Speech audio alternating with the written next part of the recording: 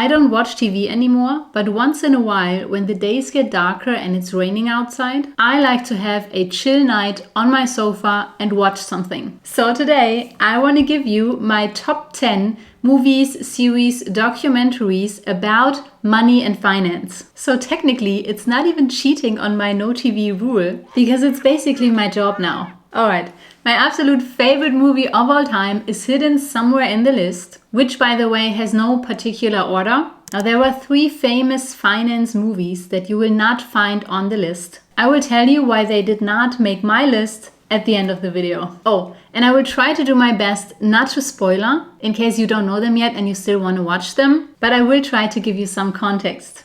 Alright, let's dive in. Margin Call. Margin Call is a movie.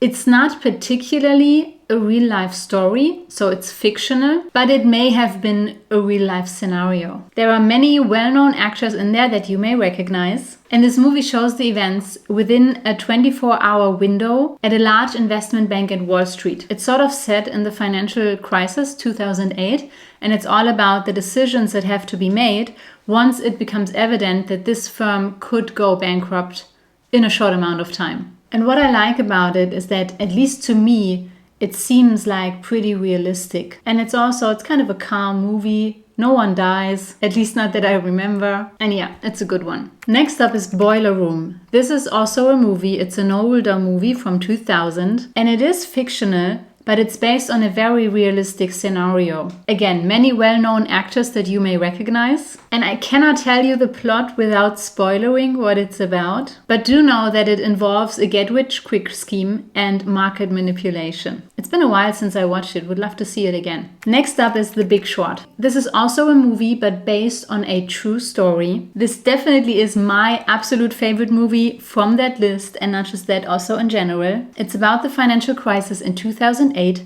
and it shows very nicely how it emerged.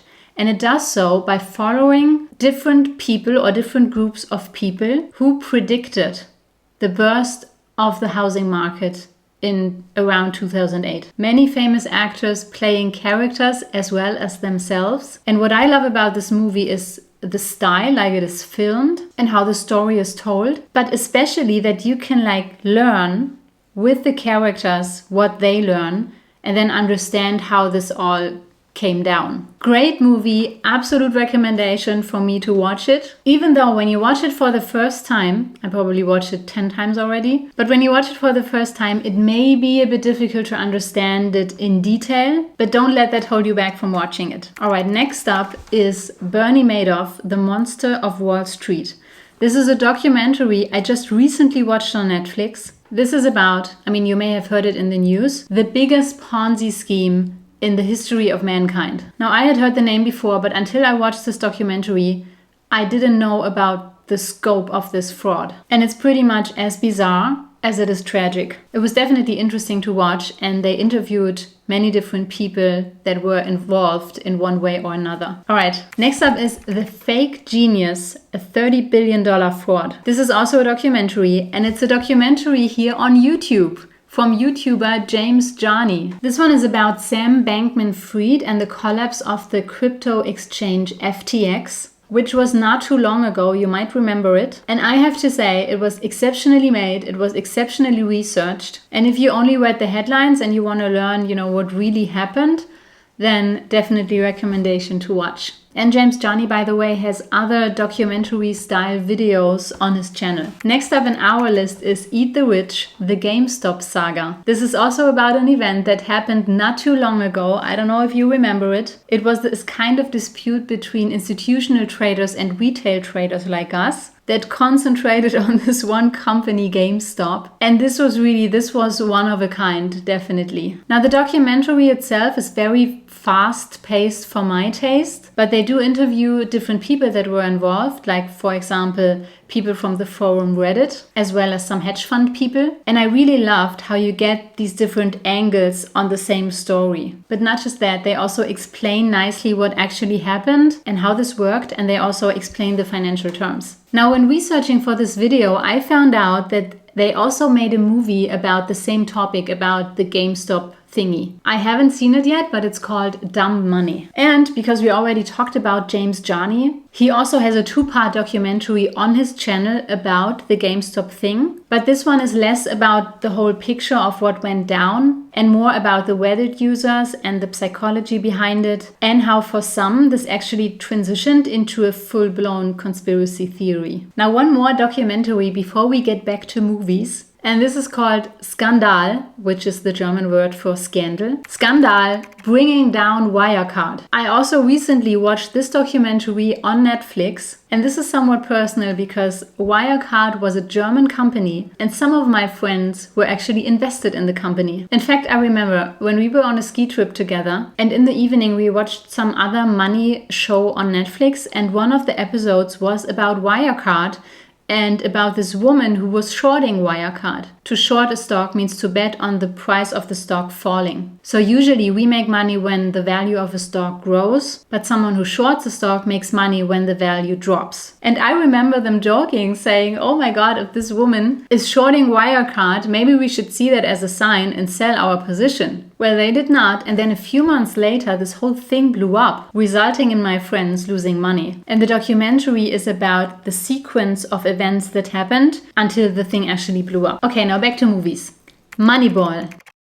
This is a movie based on a true story. It's actually a baseball movie, which is why I avoided it for the longest time, because I don't have any clue about baseball. It's not a thing here in Europe. But when I finally watched it, I loved it. Now, without spoiling, hopefully, what stood out to me, how this guy in the movie, played by Brad Pitt by the way, really thought outside of the box to solve this issue that he had. So yeah, it was definitely a positive surprise to watch it. Okay, another money involving movie that I liked was Molly's Game. It's a movie based on a true story, and it's about this woman who gets drawn into the poker world. So millions of dollars were involved. Now, I don't know that much about poker, but to me it showed how thin the line is between high-stakes poker games and the crime world. And on my list we have another movie about a game. It's called 21. This is also a movie based on true events, and this is the story about a young man from MIT who gets drawn into the casino world, specifically the game Blackjack. And here I had the same thought like with the other movie, like these stories that are set in the high-stakes gaming world, even though neither poker nor blackjack, I think, would be considered as real gambling. I guess the players would more consider it a skill. But still, high-stakes gambling is not far away from crime. So, you may have noticed that 3 rather famous money movies are missing in my list. Now, the following 3 movies did not make my list, although in this twist of an anti-list they're still mentioned. It's Wall Street, the original one, then Wall Street Money Never Sleeps, the sequel, and Wolf of Wall Street. They did not make my list, not because they're bad movies, but because I personally did not like them. I did not connect with them. To me, they felt too dramatic, they were too focused on excess, and also borderline criminal behavior. And I just didn't like that. But well, let me know your thoughts, or if you think that another movie or series is missing on this list. Okay, so I did not want to spoiler all the storylines. That's why I did not explain any of the specific financial scenarios from those movies and documentaries. If, however, you already know them or you watched them based on this video, and you want me to explain in greater detail what happened, then let me know in the comments. Except for the blackjack and poker ones, because this is really not my area of expertise. Anyway, if you want to know why I quit watching TV in the first place, then you can watch this video next. I hope this was as much fun for you as it was for me, and I'll see you soon. Bye bye.